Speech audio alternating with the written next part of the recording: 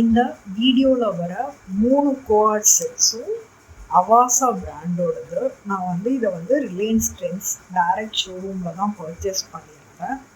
MRP 899, but நான் ஆஃபரில் வாங்கினதுனால ஒவ்வொரு பீஸும் 550க்குலாம் பர்ச்சேஸ் பண்ணிட்டேன்.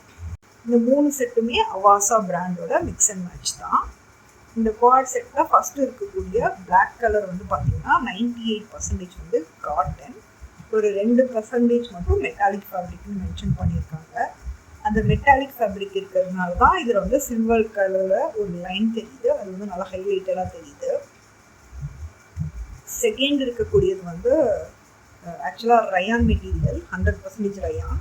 இது ஃபோட்டோ விட நேரில் நல்லாவே இருக்குது.